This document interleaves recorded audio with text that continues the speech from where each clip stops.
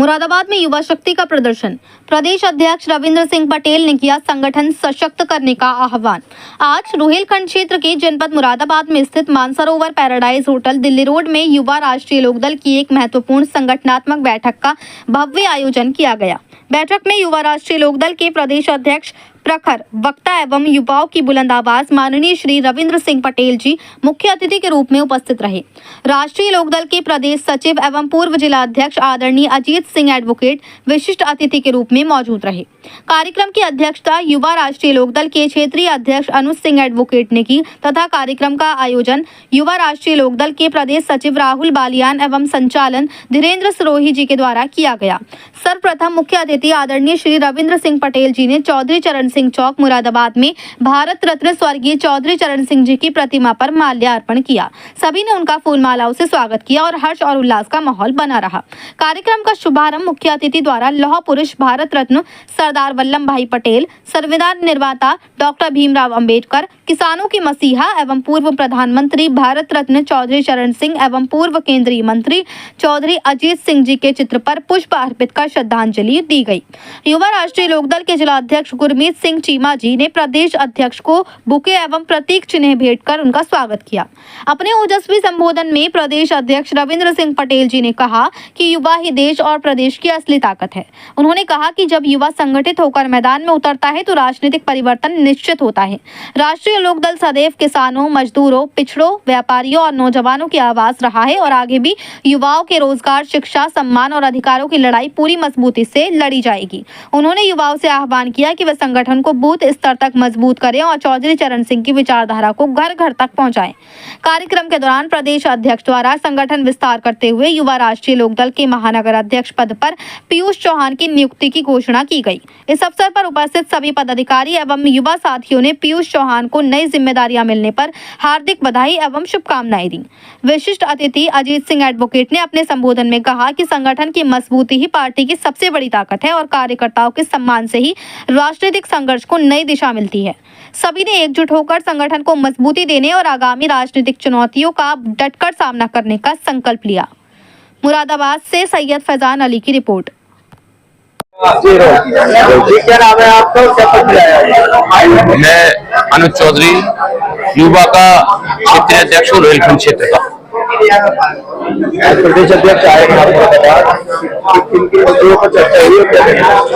आज हमारे प्रदेश अध्यक्ष जी मुरादाबाद पधारे हैं। उनका जोरदार पूरी टीम के साथ हमने उनका स्वागत किया है और संगठन, क्योंकि संगठनात्मक बैठक थी, समीक्षा बैठक थी, सभी कार्यकर्ताओं को यहाँ बुलाया गया, उपस्थित रखा गया। तो सभी से रखा गया कि जो भी हमारे संगठन की त्रुटियां रह गई हैं इस तरह, क्योंकि हम काफी मजबूत लगातार हो रहे हैं और जहाँ हमारी कोई कमी रह गई है उन्हें हम पुनः प्रयास कर रहे हैं आगे बढ़ाने का, और जो भी हमारी बूथ स्तर तक जहाँ कहीं कोई कमी रह गई है उसे हम पूरी तरह से मजबूत करने का काम कर रहे हैं।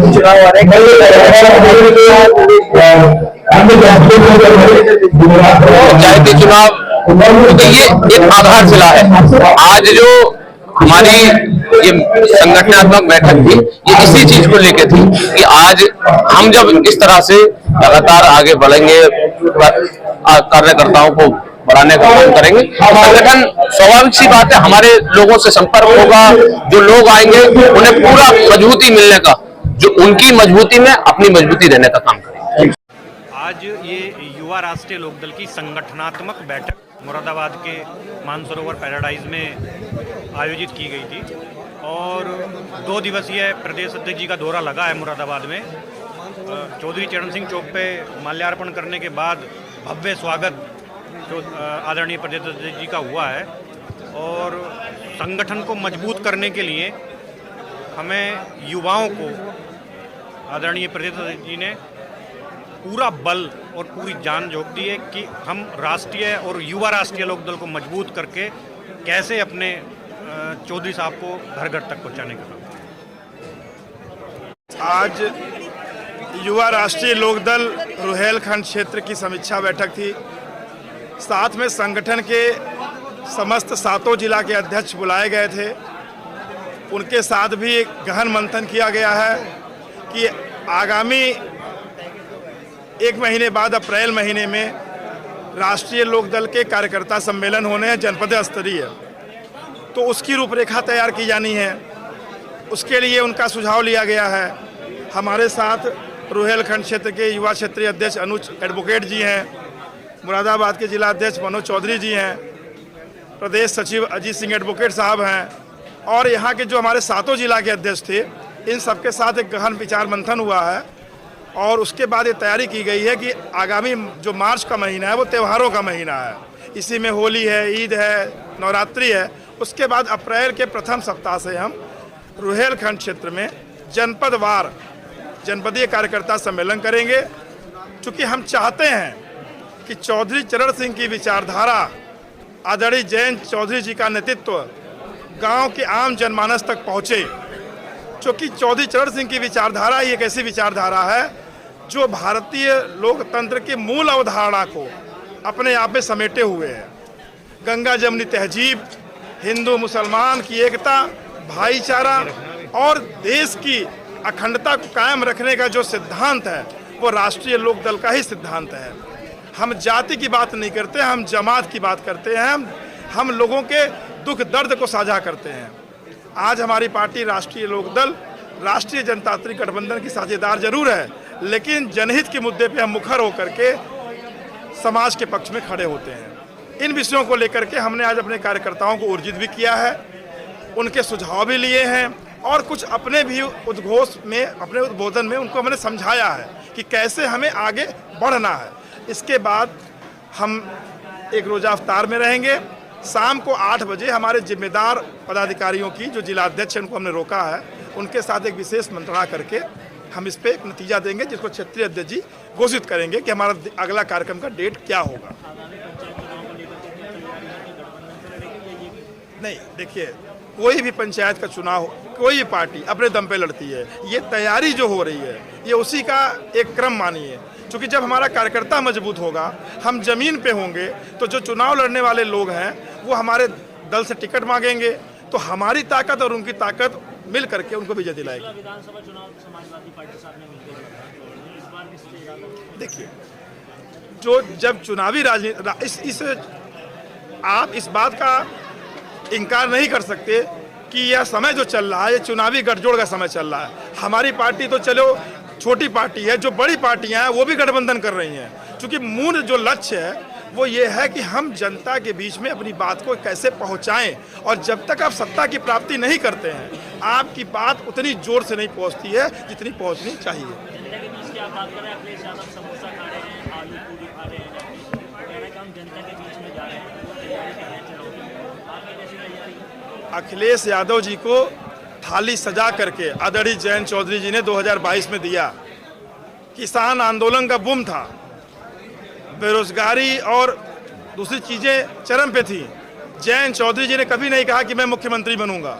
जयंत जी ने अखिलेश जी को सौंपा, लेकिन अखिलेश जी की इन्हीं बड़बोलेपन से वो आज सत्ता में नहीं बैठे हैं। और जिस तरह का वो फिर बयान दे रहे हैं, वो बयान अनमिच्योर है। राजनीतिक व्यक्ति को गंभीर होना चाहिए। हालांकि आदरणीय अखिलेश जी बड़े नेता हैं, मुझे इन पर टिप्पणी नहीं करनी है, लेकिन फिर भी एक आम नागरिक होने के नाते कुछ चीज़ों को महसूस करता हूँ। सीट बंटवारे को लेकर के भी कोई बात चल रही है? ये हमारा विषय नहीं है, हमारा काम संगठन का है। ये विषय आदरणीय चौधरी साहब का है। मजबूती के लिए अभी और क्या प्रयास किए जाएंगे? संगठन मजबूती के लिए हम बता दें, हम क्षेत्रीय अध्यक्ष, मैं प्रदेश अध्यक्ष हूँ। हमने पूरे प्रदेश के संगठन को 10 भागों में बांटा है। 2 मंडल पे एक हमारा क्षेत्रीय अध्यक्ष है। जैसे आपका बरेली और मुरादाबाद मिला के रुहेलखंड है, जो हमारे भाई अनुज जी हैं। ऐसे ही मेरठ और सहारनपुर मिलाकर के हस्तिनापुर क्षेत्र है, उसके क्षेत्रीय अध्यक्ष श्री आसिफ जी हैं। और ब्रज में अलीगढ़ और आगरा मिलाकर ब्रज मंडल है, उसके उमेश चौधरी जी हैं। ऐसे ही हमने 2-2 मंडलों को, कुछ तराई का एक क्षेत्र अलग से बनाया गया है। हम 10 क्षेत्र में पूरे प्रदेश को बांटे हैं, क्योंकि प्रदेश बहुत बड़ा है और पूरा प्रदेश एक किसी व्यक्ति को देखने में भारी पड़ेगा, चाहे वो सरकार के मुख्यमंत्री ही क्यों ना हो। इसीलिए तो प्रदेश पुनर्गठन की बात लोकदल करता है।